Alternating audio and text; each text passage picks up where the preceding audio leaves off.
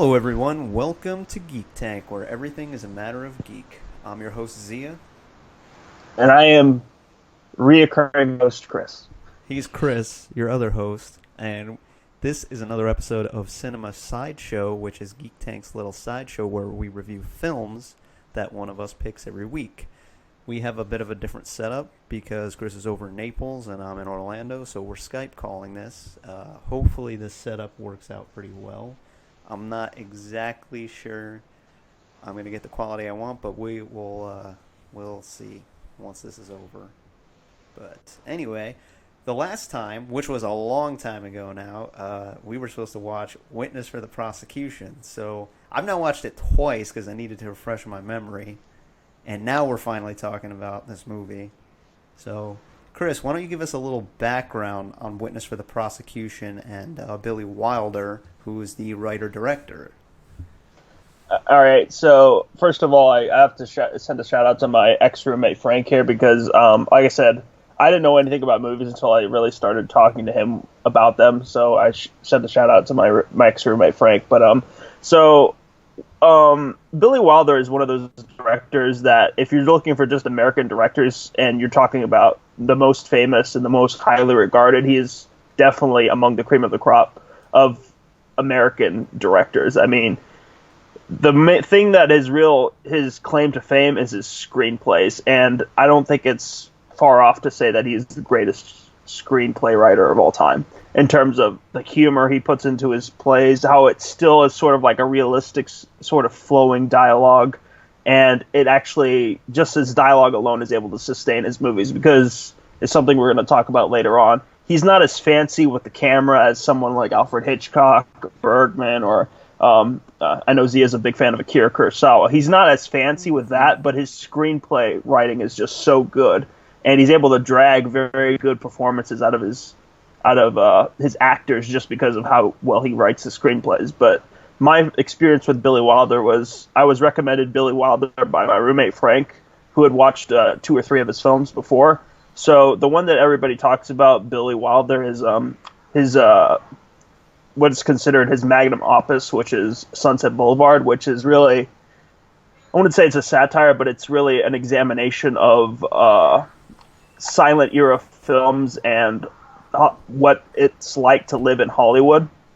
I don't want to go into any more detail than that, just in case there are some viewers that actually do want to watch the movie, but it's definitely worth watching. But so that was my first experience to a Billy Wilder movie, and like I said, I wasn't very impressed by his behind the camera antics because he wasn't as fancy or flashy as Kurosawa or Bergman or Tarkovsky or anybody like that. But I thought the movie was good. I had a really good premise, really good screenplay. I was amazed by the screenplay. I still am, looking back at it. And so I decided to try a second movie from Billy Wilder, and that's when I saw another one of his most famous films, which is, it's called, just blanking on the name of it right now. Why am I blanking on the name of it? You're on the spot, man. Feel the pressure. Everyone's seeing you fuck up right now. I hate you too, Zia. Some Like It Hot. There it is. So, Some Like It Hot, which is really the breakout performance of Marilyn Monroe. And everybody knows Marilyn Monroe is her figure, her face, her charismatic personality on the screen. And I gotta be honest, honestly, I didn't think it was as good as Sunset Boulevard, even though it was hyped up just as much for me. But I still enjoyed it enough to watch a third movie from Billy Wilder, which was The Apartment. And out of the 3 movies that I'd seen of Billy Wilder, that was my least favorite of the third, because it's kind of I know I'm kind of ranting on here about my experience about Billy Wilder. Yeah, I'm just trying to like, what are we going to talk about Witness for the Prosecution? Okay, I'm getting there. I'll get there. We're 2 movies away. So I didn't like it that much. So I watched the 4th movie. That was Ace in the Hole, another Billy Wilder movie. And again, renewed my interest in his screenplays. And then finally I saw Witness for the Prosecution, my 5th Billy Wilder film. 5th movie. And this one, I don't know whether it was the setting, the characters, or whatnot, but it's still to this day, it's my favorite from Billy Wilder. And I think it's partly because I'm a big fan of noirs, as my friend Zia over here knows. Yes. And so this one, to me, I think is the perfect starting point if you want to jump into Billy Wilder. And we're here now to discuss Zia and Kay, who can't be with us today, unfortunately, jumping in to witness for the prosecution. Yeah. Actually, this was my second Billy Wilder film. The first was first and second Billy Wilder films were actually the Van Wilder movies. I hate you. I was waiting for you to just. I thought you were gonna go off. People are actually gonna think I'm serious right now. Yeah, everyone go out and watch the Van Wilder movies. Those are two of Billy Wilder's most popular movies. If you were, one of those fans of the raunchy college, stupid humor of the '90s, and you're just gonna let me keep going on. No, yeah, just shut up. Shut up. I'm just like spewing shit from my mouth right now, lying my ass off, and you don't care. I don't really care, man. I'm just here for the ride, the experience. Yeah. So okay, I watched Witness for the Prosecution, my first Billy Wilder experience. Chris has a knack for picking old black and white movies, but this one actually was. It was surprisingly quick in how it played out, so I actually enjoyed it. I enjoyed Wild Strawberries, too, which was our first cinema sideshow. I think that would be off-putting to most people, though. As you can see, this one was pretty off-putting to Kay since he's not here. I just have to pick something. If it doesn't have color, it's not for Kay. Okay, so I'm going to have to pick something from the last 30 years that he hasn't seen, which is still going to be pretty easy, but we'll see. Probably make it like the past... Wait, yeah, 30 years, yeah, 80s. 30 years. 80s and up is good for him. Oh. But yeah, one thing you said that is surprising is that he's known for his screenplays, Billy Wilder is, and I don't know if I see that in there. The dialogue is probably the main selling point because, like you said, it's very snappy. It flows. Yeah. The screenplays are about as tight as any other Hollywood screenplay. By today's standards, I'd say it's probably a little too long because it's about 2 hours, which is standard typically, but it feels like movies are getting shorter as time goes on. Yeah, continue. I didn't want to interrupt you, but go ahead. I see most movies clocking in at closer to an hour and a half nowadays. Maybe I'm wrong about that. I'm not the big movie buff like you or Kay. But aside from the dialogue, it's not like there's any fancy camera work going on. There's not really that many interesting shots. It's pretty standard fare, again, aside from the dialogue being the one thing that stands out. And I would say that with that as its main selling point, I still don't even feel like the dialogue is that true to life because it's too snappy. You know what I'm saying? Like, listen to us right now, how many filler words we use, how often we pause when these people are just coming off with quips, like, right off the top of their head. Well, we should probably go into the plot so that way we're not, like, spouting nonsense. What is for the prosecution? Do you want to go into the plot, or should I go into the plot? You go into the plot. You're better at this than me. I'll try to be as concise as possible because I'm not the best at being concise either. I like to elaborate on my points. But okay, so essentially the main story of the main plot of the story is a very famous barrister. For those who don't know, in the English judicial system, a barrister is the one who actually argues your case in court. It's actually not a lawyer. A lawyer is there to get a barrister that can argue your case in court. Oh, okay. So, see, I was kind of confused by that because, it's standard courtroom drama. You can understand what's going on, but I didn't understand the point of having a barrister and a lawyer. Yeah, lawyer is the one who finds a well-regarded barrister. That's only in English courts. That's not in American courts, but that's a thing in English courts. So Sir Wilfred, as he's called in this movie, is the main character, I would say, of the story. I mean, I guess you could say Leonard Vole, his client, could be regarded as the main character, but I'd say Sir Wilfred is the main character. He's just come out of the hospital. He's very widely regarded because he's had a lot of cases, and he's very old. He just got out of the hospital, and as a result of him being out of the hospital for heart problems, we assume, is that the condition is that he can't take any strenuous cases. Unfortunately for him, is that his first day back on the job, a very interesting murder brief is actually handed to him, with the suspect being Leonard Vole, accused of killing a very wealthy middle-aged widow. And the evidence is pretty stacked up against him, considering the fact that all of her will goes over to him. All of her money, all of her house, everything goes over to him. What was it, like a total sum of like £100,000 or whatever it was described in the actual... Yeah, 80,000 pounds. You're probably right. I don't remember the exact number. I just watched it like an hour before we got on the air together, so yeah. So Wilfred, despite the objections of his doctors, decides to take the case, even though obviously he's not in the best of health. And I actually think that what I really love about this movie is like the first 40 minutes introducing Wilfred, introducing his very snappy nurse, who actually was his wife in real life, and introducing Leonard Vole and Marlene Dietrich, Leonard Vole's wife. I think it's probably the most perfect introduction to characters ever in terms of how fast it moves. And then you look down at your watch and you're like, oh my god, that was like 50 minutes of them explaining essentially what the rest of the movie's going to be about. Mm-hmm. I don't know, what was your opinion on the first part where they start introducing all the characters and Marlene Dietrich and everything else? It definitely takes its time compared, again, to modern cinema. Modern cinema moves a lot faster, which is probably a side effect of most of us seemingly becoming ADHD. I blame smartphones, to be honest. But, they give you a good amount of time to really get used to the characters. I particularly liked the banter between Sir Wilfrid and the nurse, whatever her name was, that was taking care of him. Yeah. So, yeah, it's basically like you said. They basically just set up a very simple plot. Guy's accused of murder.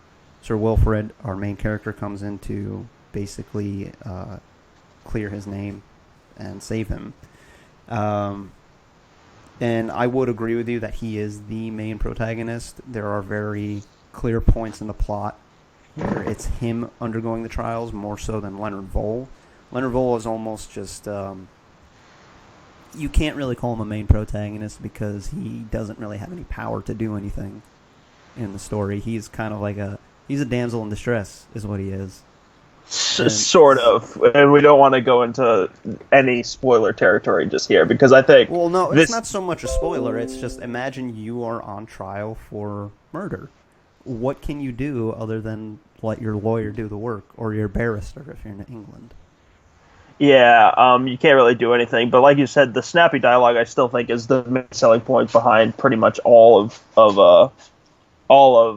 fucking hell. Billy Wilder. I like, names just escape me at this moment. Of all of Billy Wilder's actual films. So, I mean, I don't know if... I mean, I'm not the perfect person to judge. It's not like I'm an actual screenwriter. But, I mean, when I think of how to develop a script in a way that you're not giving too much away, you're respecting the audience's intelligence, but you're not making like the exposition so stale that your audience falls asleep. And I think for me, Billy Wilder does it absolutely perfectly. He doesn't hit you with the philosophical dialogue of an Ingmar Bergman, and he's not gonna completely like derode you and just make it an action film like Michael Bay. He's sort of the right mix. I know those are two completely dissimilar directors, but in terms of the screenplay, like I said, you're not getting hit with the philosophical dialogue, and you're establishing everything without being too clear to the audience, which, I mean, you still have to respect the intelligence of the audience, and I think, Billy Wilder does that just right for me. Yeah. I would say that definitely he's a writer that knows his craft, because he hit, because now I've watched it twice, I can say that he hit all of the plot points at just about the right spots that you were supposed to, without it feeling like this was just, a generic sort of movie that the Hollywood machine kind of produces on a conveyor belt. There's a lot of character to it. There's a lot of wit. And on top of that, there's a pretty good mystery with a nice twist at the end that doesn't really... I mean, I would say giving it away is going to spoil the film for someone that hasn't watched it before, but they could still sit down and watch it and enjoy it for the ride that it is. Yeah, I think we forgot to mention one of the most important characters, as Leonard Voll's wife, played by the impeccable German actor Marlene Dietrich. I mean, I loved her in this. I've only seen Blue Angel, the only other movie I've seen from Marlene Dietrich, but she's a Hollywood heavyweight. You know, if you were to talk about the most famous Hollywood actresses of that time period, she's right in the mix. I mean, in terms of the classical German look with the curly hair and the tall blonde. And her, actually, the entire title of the movie is Witness for the Prosecution, so it's not a spoiler to say she actually comes out for the prosecution hitting back against her husband, Leonard Voll, and that's a very critical part of role in the movie, and I think she does it absolutely phenomenal, especially what happens later on. Yeah, I mean, well, they do foreshadow that early on, very early on, that she's not on her husband's side. So that, I wouldn't say that's a spoiler. That's part of her character introduction. You know it's coming. It is one of those plot twists. I would say that's probably like the midpoint right there. Is that, oh, here's the new problem. She's testifying against him, but giving away any more than that, I would say, is going into a little too deep into spoiler territory. And I think it's something interesting. Is part of the reason that I've always chosen, when we're doing these cinema sideshows, I always intentionally try to choose older films. It's because it's pretty easy to find newer films, I found, for people that like, and as it was for me when I was trying to get into more cinema and try to really starting to study it. Finding older films is sometimes, for me, unless you have a good guide, it's tricky because you don't know where to start. What am I looking for? Do I go back to silent age films? But I think a movie like this, even though it is old, and you said it is old, and there's clearly differences between that and today's cinema, it's still one, it's enjoyable enough, first of all, but secondly, it's closer to modern day than a movie like Charlie Chaplin, and so you're still going to be able to sit through it without getting too bored. Right. I mean, personally, I'm okay with older cinema. I can put myself in that mindset. I know a lot of people are not like that, though. So I don't want to name call it K, but it's not name calling him. It's true, but not even just him, just people in general. You know, how many people have actually heard of Billy Wilder? When I was going on at the beginning about the Van Wilder movies being Billy Wilder's screenplays, my reaction was like, oh, do you know how many people are actually going to believe that if they don't listen this far into the video? Of course, I'm more knowledgeable, so it's, I mean, obviously for me it's completely fine. But oh my lord! But what was I? Yeah, but I think it's a great starting point for anybody wanting Billy Wilder. I know. The reason I chose this specifically for you is because you said you were interested in watching Double Indemnity, which is also another one of Billy Wilder's famous films. Yeah, and it's one of the noirish ones, right? Yeah, it's as noir can get. Like, if you're talking about standard plot for a noir, that's the one. Well, yeah, because I love noir. So, I mean, I wouldn't say this is noir. I think you said that earlier. This is more like courthouse drama. This was Law and Order before Law and Order. And actually, something I only realized while I was doing more research into this is actually based off a play, and Billy Wilder adapted it for the screen. Yeah, an Agatha Christie play, correct? Correct. Yeah. So, technically, how much can we say this is even Billy Wilder's then, since we're still on the topic of screenplay? Well, I'm pretty sure that, I mean, he had his way with the screenplay because I was reading notes and apparently he had to completely redo it. He added a couple more characters. So it's not like he was copying. And even if he did copy some of it, I mean, Billy Wilder is known for being a very original screenplay writer. So, I mean, it doesn't denigrate how great this movie is to me. Well, no, but, it doesn't denigrate the movie itself, but it makes you question how much of it is Billy Wilder and how much of it is Agatha Christie, because there are other Agatha Christie works out there that have been adapted into films, right? And Hollywood is known for being super, super redundant. I mean, there are loads of examples, but then if you look at something like The Shining, the book versus the movie, they're almost looked at as two separate entities. Yeah, and I could go into about how Stanley Kubrick and oh my God, Stephen King. We're having a whole lot of problems on the Shining set, but Yeah. I mean, So that ultimately, yeah. so that's basically like my question is how much of this is Billy Wilder and how much of it is Agatha Christie? Is it a situation like King and Kubrick with The Shining, or is it just no one really cares? Too Yeah, old. probably nobody really cares. I'm not even sure if he got her blessing, but I'd say ultimately it's. I mean, it's so obscure that you have to look it up to actually know that it's a play. So it's obviously not that But big of a deal. but was this obscure back in the day, or was this actually a big hit? I wouldn't say this was a big hit because even if you talk to somebody now and they're like Billy Wilder, I mean, and you mention Witness for the Prosecution, you're like, oh yeah, he did that too. It wasn't like one of his major films. Like his major film was Sunset Boulevard. Yeah, that's what I was gonna say. That's the one I heard of. That and Double Indemnity. Those are like the two biggest. And Some Like It Hot. Those Some like, three are oh, his. Some Like It Hot. That I definitely know because like that's like a phrase that people say a lot, right? I don't know if that's because of the movie or because of it was a saying before and then it became the title of the movie.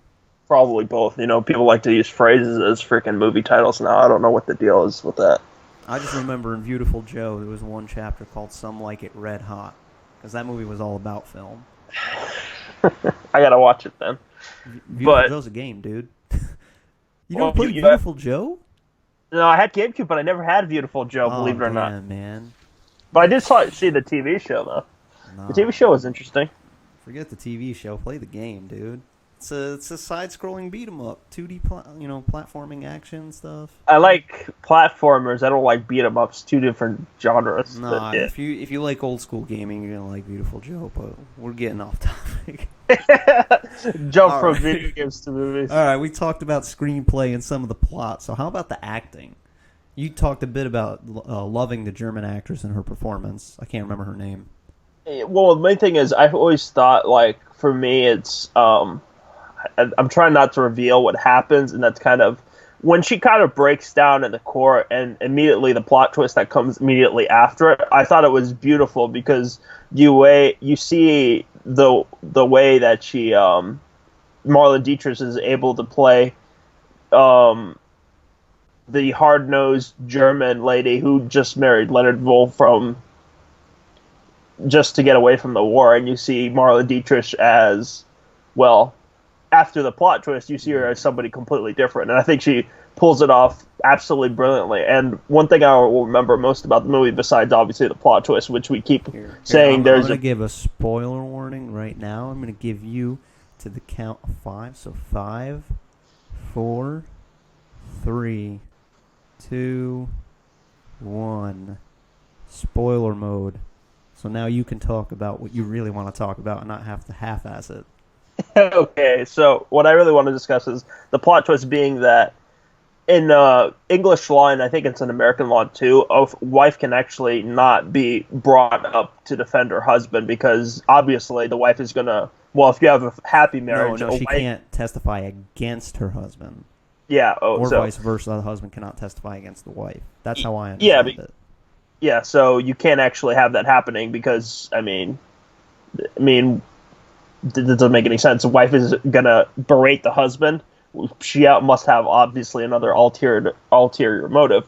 But in this particular case, the plot was being that they were never actually married. So his wife, technically, Mrs. Voll, was able to testify against her husband that he actually did commit the murder. And at the end of the movie, when essentially we find out that the only reason she testified against her husband is so her testimony could be revoked by the main character, aka proving him innocent of all charges.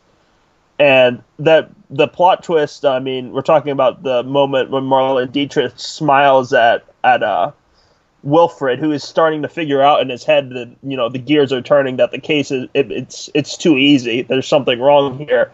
But by the time he does that, the non-guilty verdict has already been absolutely rendered, and his client Leonard Wohl actually did commit the murder. So therefore, screwing over Wilfred in the process, I guess, is the best term. Yeah. It's interesting though because they do drop that hint early on that hey, she's an actress, so I mean, you know early on. Like it's dangled right in face. It's one of those mysteries where the answer was in front of you the whole time, and then when they finally pull that twist, it's like, they had the smoke and mirrors distracting me. Yeah, and like I said, one thing is, another thing is I like watching older movies is the ratio to cuts to actual shots is actually a lot different than from today's movies. And you remember earlier on you were saying about ADHD and the way movies are so fast now because they have to be. So a lot of the times, and it's something that I criticize a lot of movies today for, unless it's a really good director, it's cut every 5 seconds. Literally, a good test that I like to do is for newer movies is to hold your hands up and slowly bring your fingers down. So 5, 4, 3, 2, 1. Usually within 5 seconds of most normal films, there's a cut, which I don't actually like. And it's one thing that I think, even though Billy Wilder isn't known for his camera movement, he likes those long shots that go on for a long time. And I think that's something that needs to come back, and it's killing cinema, the fact that you can just cut every 5 seconds. Because for me, it's off-putting. Well, you got to remember, Hollywood is a film production machine, and for them, they're putting out a product. They're not always putting out art. There are exceptions to that rule with some directors, but for the most part, that's not what you're getting. So people want a certain thing. They want fast. They want to be entertained. They want spectacle. So that's why, or at least that's what Hollywood has deemed that we want. I mean, who would know nowadays because we don't get anything else. But this was a good counter to that, I would say. So coming from someone that doesn't watch as many films as other people, there was less of that spectacle here, but more drama happening, more engaging drama. It was very grounded in reality. And there is something to be said for these longer shots where they don't just keep transitioning from scene to scene. Now getting back to acting, since that's the topic we're on now, it actually creates a more, how do I want to put this? Basically, it really shows who has acting skills and who doesn't, because they have to hold that longer. They have to keep the scene going. The camera's not stopping. They can't just break and like, okay, now reset. So that is something that you notice about this, is that people are acting for longer periods of time, not breaking character. The fact that, you know, the dialogue is so witty with its banter, this back and forth, these actors do not skip a beat. There's no filler words. There's no people forgetting. I mean, maybe they did forget behind the scenes and they just had to keep reshooting, but they get it all done in one cut. Yeah, and I think that's another thing is we're talking about the differences between acting when, you know, a take is 3 to 4 seconds as opposed to when some of those long takes in some of these movies are maybe 20, 30, 40 seconds long. So you've really got to know your lines. You got to know your reactions because, you know, you don't have cut to bail you out every 5 seconds. Mm-hmm. And I think, I mean, like I said, it's a what's the word I'm looking for here? It's a matter of taste as to what you prefer, whether it's, you know, that's the one thing I always criticize directors for is, you know, cut to his face talking, cut to the other's faces talking, cut to the other faces talking, cut to the other face that's talking. Whereas this movie doesn't really do that a lot. It's where pretty much all the actors are in the same shot and they're kind of talking to each other.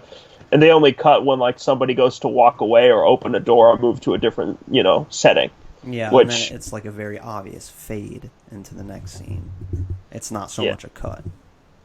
Yeah, exactly. And one thing I think is, and I think that it helped these actors a lot. It's because they were used to it, because both Wilfred, the character that plays Wilfred, and his wife were actually theater actors before this. So I'm guessing they were used to longer scenes in which they had to display emotion in front of the audience, aka the camera. So for them, I think it was more natural. Yeah, actually, it occurred to me that they were probably theater actors, at least some of the actors in the cast, because there's a different feel to how it's acted. And this part isn't so much a better or worse kind of deal, but you can tell that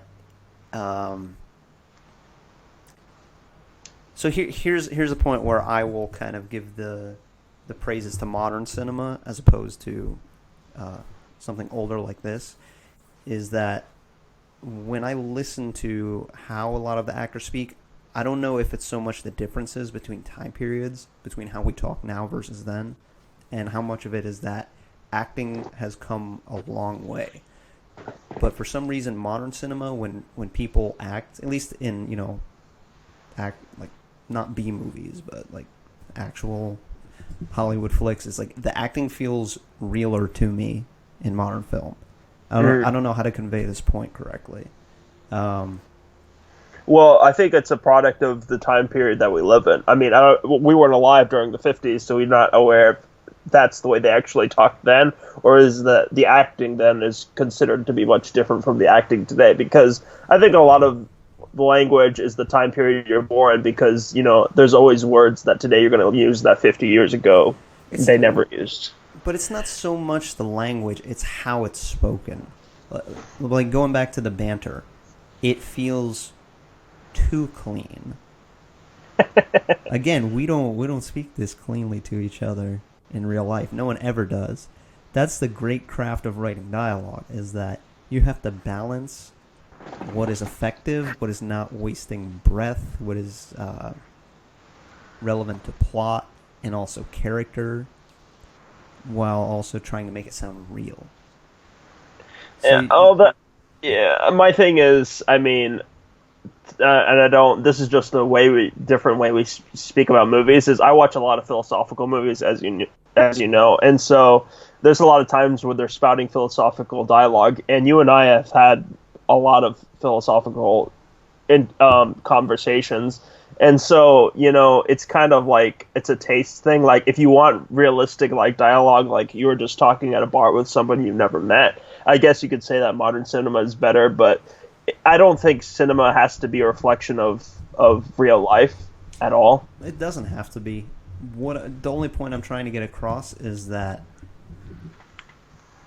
in modern cinema, it just feels like it's on a more real note, whereas compared to Witness for the Prosecution, that witty banter that's so fun, it's too snappy, too crisp. I can tell you right now, the majority of people on this planet cannot think that quickly on their feet. They do. Everyone in this movie has silver tongues, on the other hand. I'd say I wouldn't say everybody, but the two main characters, which is the nurse and Wilfred, definitely have that witty tongue. That's just... Even Leonard did. When they go into that flashback scene where he's courting his wife. Yeah.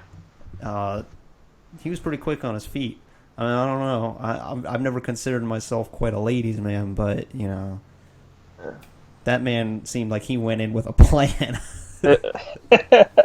I agree with you 100%. But I mean, like I said, though, I agree. I agree with what you're coming from. Like, it could kind of be a bit snappy, but I mean, that's one thing about Billy Wilder's scripts that I really enjoy, because I don't know if you've ever experienced this, because I know you're not the biggest movie watcher. I'm not dissing you here. I'm just saying that what you've said to me. That's just true. Have you ever just you're watching a movie and the dialogue is just so even, it's so not laced with humor that the movie becomes an absolute chore to sit through? I mean, it's not even philosophical, it's just boring, and you're just like, oh no, what have I gotten myself into? I said I was going to watch this movie, but the dialogue is just killing me right now. Yeah, but I mean, with someone like Wilder, I mean, that's never an issue. But the downside is like you said, it's less realistic because it's snappy and nobody comes up with witty remarks that frequently. Yeah. So that's my one gripe, I guess, with the film, is that I was very well aware of the fact that I was watching a film, whereas there are some times when I get absorbed in something. So with this, its main strength is also its biggest weakness. And that's the dialogue is that witty that I was like, yeah, these aren't real people. This is all rehearsed. But yeah, I mean, otherwise, I can't really complain about it. All right, so what would you say? Thumbs up, 2 thumbs up, yeah, average. Thumbs up. I'd do 2 thumbs up, but I'm holding my mic with the other hand. Okay. And one thing is, I hope this encourages people to watch more Billy Wilder films, just because I think that if you're interested in learning anything about cinema, he's a really good starting point. You don't want to go off the deep end like you and I do with Bergman or Kurosawa or Tarkovsky or Fellini. You don't want to do that. Start with stick to someone that could actually be relevant, in that they write something that's appealing to a wide audience. Exactly, and that's better than I could ever say it to you. Very well said. Okay, I didn't think it was that good, but yeah, thumbs up for me now. Okay, got to take you down a peg. So, my good friend, the choice is yours. What are you going to have me watch? And hopefully you don't torture me, because I know Wild Strawberries was a chore, but no, I tried it wasn't that bad. It was only an hour and a half, so I was okay with it. Okay. I've been on a David Lynch kick recently, because it was back in June. I started watching Twin Peaks, and I'm like, oh my god, where's this been all my life? Why didn't I not watch this earlier? And I'm like, oh my god. Have you seen Blue Velvet? I haven't yet, but I watched all of Twin Peaks, the first 2 seasons from the 90s, and then the movie, and then the most recent Twin Peaks: The Return. So I want to say if you've watched at least some of Twin Peaks, like, we could watch Fire Walk with Me, the movie. I mean, but you have to have watched the first and second season. How about another one of David Lynch's movies? Because he's got a lot. Second suggestion, I was going to say Mulholland Drive, because I have that sitting over on my desk, and I was going to watch that tonight. Or Eraserhead, whichever one you want to pick, I'm fine with. Cause, I already bought Mulholland Drive, so I'm already. Mulholland Drive, man. I saw it years ago, but a nice rewatch of it is going to be something very, very special.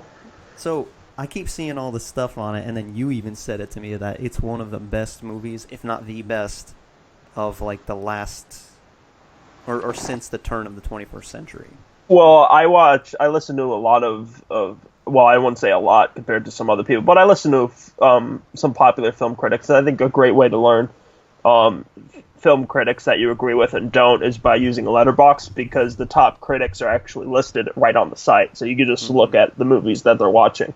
But the 2 main critics that I watch are Adam Kempener and Josh Larson, and they had a discussion on one of their podcasts about what movies they consider the top 10 movies of the last 25 years. And I think number 1 on one of their lists was Mulholland Drive. And I think it was like number 10 on the other person's list. But it's considered that good that even out of all the movies that they watch, and they watch a lot more films than I do every year, that they consider it, one of the best movies of the last 25 years. And that's really something that's remarkable. But obviously it's your top 10 for me, and anything is very personal. And you can't get around that. It's hard to be objective. But so if it's considered that good by other critics, it's definitely a movie that's worth seeing. And David Lynch is another director that I don't feel gets his just due. He's just masterful. Yeah, after watching Twin Peaks, I gotta say his style really jives with me. I don't know what it is. And because I consider myself an artsy person, he's a very artsy director. But then I'm also off-put by some people that are trying too hard to be artsy. Darren Aronofsky. Fuck that mother. Have you seen, is he the one that did Tree of Life, or am I going delusional? No, that's not Darren. No, I think it was The Fountain he did. He did Fountain, you're right, yeah. Granted, I've only seen Mother out of his films, and I hated it. I was like, wow, way to try and beat people over the head with this message you're trying to shove down their throats. But, yeah, so it's David Lynch is one of those artsy directors that I feel does it right, because he's doing it for the art. Like, he's being experimental with a lot of things, and it's just interesting. And I like, honestly, I wanted to have you watch Twin Peaks to get you into that, because I feel like you would like that. Well, like I said, it's on my forever never-ending watch list. But I mean, I saw Blue Velvet very recently from David Lynch, and oh my god, Dennis Hopper in that movie, he's one of the greatest villains of all time. He is just such a prick, such an asshole, that you can't help but root against him. And I mean, and the movie itself, I mean, Blue Velvet is very disturbing. Like, very, very disturbing. The kind of like, you ever watch Mindhunter? It's that level of disturbing. But, Okay. yeah, I mean, definitely. David Lynch, I'm completely happy to watch Mulholland Drive, and we can discuss it at a later point. All right. Well, then I guess that'll be next time. And we're dragging on a bit, so we'll cut it off here. This has been Make sure Kay watches it. Watches what, Mulholland Drive? Yes. I mean, maybe he will. It was 2001, I think, so it should be good. But anyway, this has been Cinema Sideshow with Geek Tank. I'm Zia. And I'm Chris. Host, not reoccurring guest host. No, I just said reoccurring host because I'm a host, but I'm reoccurring. Reoccurring. You're just host. Okay, Anyway, I'm host, Chris. Signing off. Thank you for watching, and we will see you next time.